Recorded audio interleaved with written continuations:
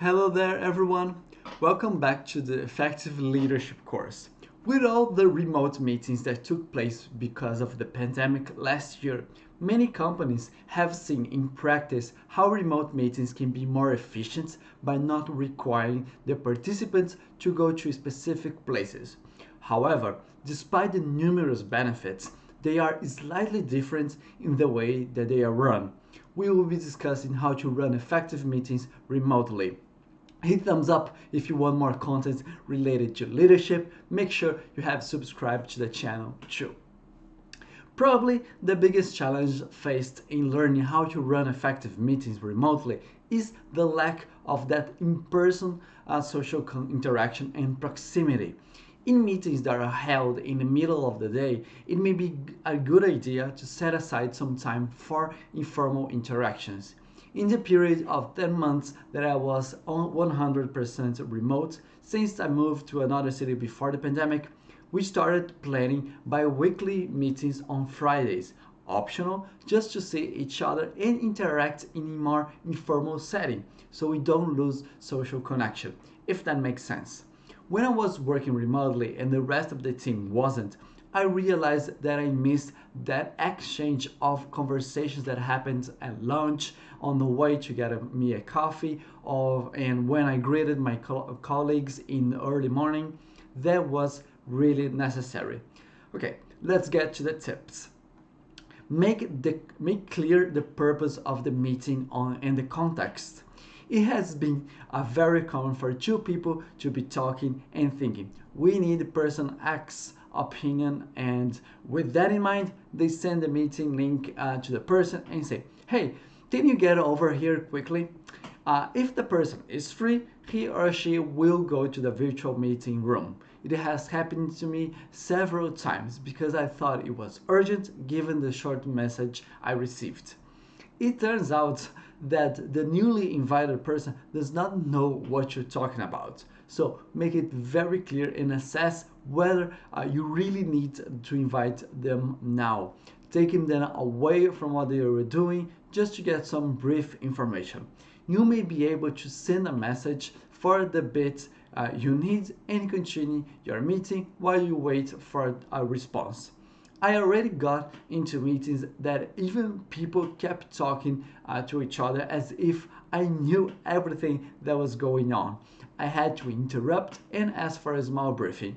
If you have to do this, explain to the person you just invited what are you talking about, what you're considering, and what they need to provide.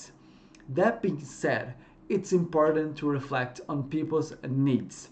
As it's a remote meeting, it is very common to invite people just because of how easy it's for them to participate. However, in virtual meetings, it is also much easier for them to get distracted. If it's not absolutely essential, you can think about simply writing down the output of the meeting and sending it to them. This is a good practice anyway. If in the racing matrix you have people who absolutely must be informed, think about writing a document of what was discussed and decided.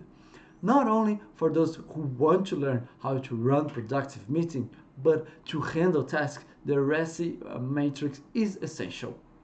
As a rule, a meeting with more than 6 people starts to become more difficult for everyone to participate actively. Over 10 people, it is very difficult for everyone to contribute and be 100% present in it. Make the meeting agenda very clear. From what I have observed, and there is no science behind that I have seen, remote meetings are more tiring. Learning how to run productive meetings online is different. A 1 hour meeting over the computer seems to take more energy than if it was in person. And imagine that I had already been a meeting that lasted for 5 hours. Seriously. So take regular breaks every 45 minutes to get up, get some fresh air, replenish water/coffee, see what's new on Slack, things like that.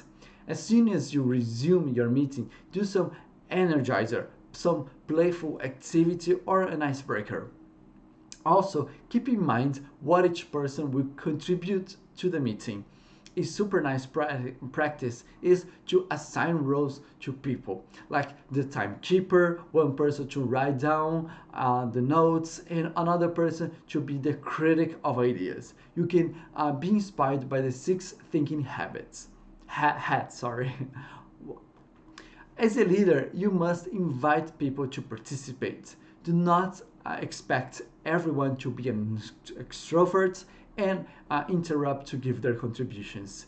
If you have a good idea of how that person behaves, you can prompt them to give their opinion, ask if their operation fits the process, if they notice any holes, what they think the supplier will think, these things. Show more overt evidence of what you expect from them than simply asking, "What do you think?" Ask more specific questions. All other suggestions still apply to your virtual meetings. Cool? As we say in my hometown, better than that, just twice that. In the next lesson, we will be discussing the worst mistakes we make when talking about how to run productive meetings. Make sure you are subscribed to my channel to follow the lessons, like this content if you think it has helped you, and share it with your colleagues and coworkers. Always look both ways. See you in the future.